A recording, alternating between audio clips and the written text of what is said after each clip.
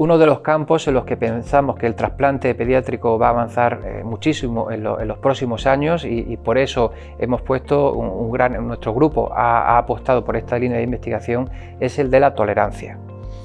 La tolerancia es el estado que alcanzan algunos pacientes trasplantados en el cual no necesitan tomar medicación y no tienen rechazo del órgano trasplantado. Esto ocurre en algunos casos de manera espontánea, porque al paciente se le tiene que retirar la medicación porque ha tenido alguna complicación, normalmente complicaciones oncológicas, porque los niños a veces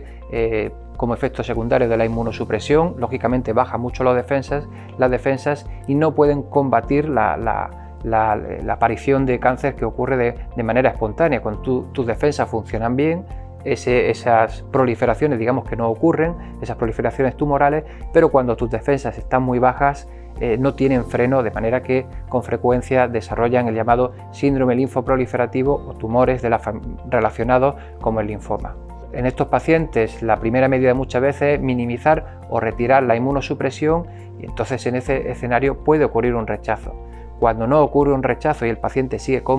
sin tomar inmunosupresión, decimos que ha alcanzado un estado de tolerancia, es decir, convive de forma pacífica en lo que siempre decimos que es una guerra entre las defensas del órgano trasplantado y las del propio paciente, pues se llega a un estado de convivencia pacífica sin necesidad de tomar medicación. Eso es lo que llamamos tolerancia. Eso no quiere decir que los pacientes, esto es importante que quede claro, eso no quiere decir que los pacientes puedan probar dejar la medicación a ver si llegan a este estado de tolerancia, porque si los pacientes sin monitorización o los mismos clínicos hicieran eso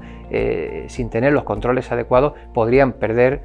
el órgano y podría tener unas consecuencias catastróficas, de manera que tiene que quedar claro que nadie puede intentar dejar la medicación para comprobar si existe ese estado de tolerancia, porque esto es algo que en muy contadas ocasiones ocurre de forma espontánea.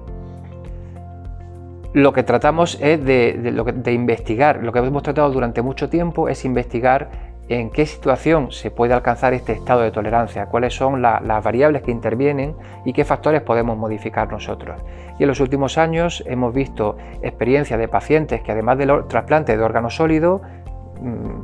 pulmón, corazón, hígado, riñón, después de un trasplante de órgano sólido por alguna otra enfermedad necesitaban un trasplante hematopoyético. Es lo que se llamaba antes un trasplante de médula ósea, pero un poco más refinado, de la forma un poco más sofisticado, que es de la forma que se hace habitualmente, es un trasplante más selectivo. Pues estos pacientes en los que se ha hecho un trasplante de órgano sólido y un trasplante hematopoyético, sobre todo cuando ambos proceden del mismo donante,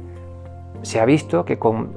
una frecuencia mayor que el resto de los pacientes pueden alcanzar este estado de tolerancia, y eso es lo que estamos intentando investigar, cómo combinando ese trasplante de progenitores hematopoyéticos con el trasplante de órgano sólido podemos inducir ese estado de tolerancia. Tenemos alguna experiencia en la clínica, en nuestro hospital, con un trasplante multivisceral y este trasplante de progenitores hematopoyéticos combinados, y en adultos también se está haciendo alguna experiencia en el trasplante renal, y creemos que es una vía que tiene mucho potencial para desarrollarse en los próximos años y mejorar mucho las consecuencias de la toma de medicación en los niños.